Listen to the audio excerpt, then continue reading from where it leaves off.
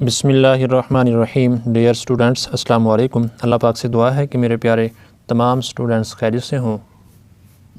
9th class exercise 1.6 part 5 आज हम grammar rule से करेंगे। इससे पहले प्रीवियस लेक्चर में हमने पार्ट 5 इन्वेरिएंट मेथड से सॉल्व किया था और पार्ट 1, पार्ट 2, पार्ट 3 और पार्ट 4 दोनों मेथड से हम सॉल्व कर चुके हैं। आज हम पार्ट 5 ग्रामर रूल से करेंगे। आपको मैं एक बात बताता चलूँ कि 9th class mathematics full book इस चैनल पर अपलोड हो चुकी है। ये सेकंड रिवीजन है, जो पार्ट्स रह गए थे वो पार्ट भी हम करवाएंगे। ठीक है जी। अगर आपने वो लेक्चर्स लेने हों तो इस वीडियो की टाइटल के पास मोर लिखा हुआ होगा, तो आप वहाँ पर प्रेस करेंगे तो हाफ डिस्क्रिप्शन ओपन हो जाएगी। अगेन मोर पर क्लिक करेंगे तो फुल डिस्क्रिप्शन ओपन हो जाएगी। वहाँ पर तमाम यूनिट्स के प्लेलिस्ट के लिंक मौजूद हैं, तो आप जो लेक्चर लेना चाहें बआसानी वहाँ से ले सकते हैं।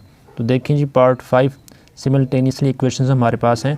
हम सबसे पहले इनको राइट करेंगे मैट्रिक्स फॉर्म में। सबसे पहले जो मैट्रिक्स है वो बनता है कोएफिशिएंट का। ठीक है जी। क्वेश्चन नंबर 1 का पार्ट 5 है ये।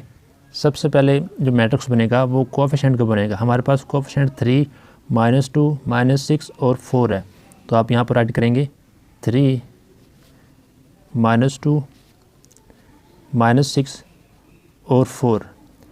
ये फर्स्ट मैट्रिक्स बनेगा। सेकंड मैट्रिक्स हमारे पास वेरिएबल है, जो कि हमारे पास क्या है जी, x, y। इसके बाद हमारे पास है 4, 7, 4 और 7। ठीक है जी। इसके बाद आप लेट कर लेंगे कि ये हमारे पास मैट्रिक्स A है और ये हमारे पास मैट्रिक्स X है और ये हमारे पास मैट्रिक्स B है। ठीक है जी। ग्रामर रूल में हमने इन दोनों इक्वेशंस को सॉल्व करना है ग्रामर रूल से। ग्रामर रूल में X और Y सॉल्यूशन का मतलब ये है कि आपने X और Y की वैल्यू फाइंड करनी है। ठीक है जी। अब ग्रामर रूल में X और Y की वैल्यू फाइंड करने का जो फार्मूला है वो है X = ax का मॉड ओवर a का मॉड, y = ay का मॉड, यानी कि डिटर्मिनेंट। ठीक है जी। और a का डिटर्मिनेंट।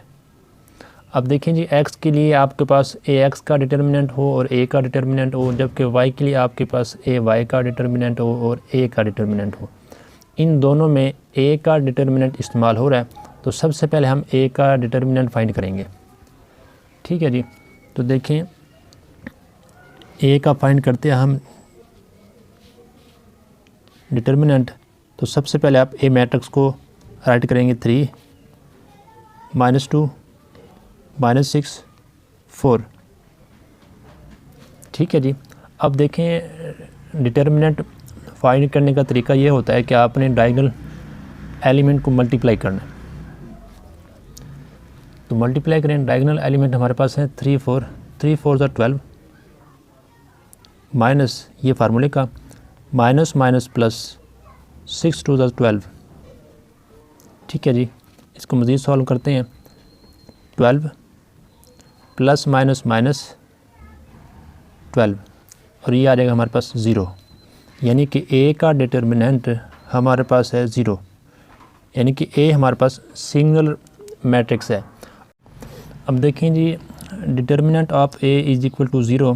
जब डिटर्मिनेंट 0 आ जाए तो उसका सलूशन पॉसिबल नहीं होगा, तो आप यहाँ पर राइट करेंगे नो सलूशन।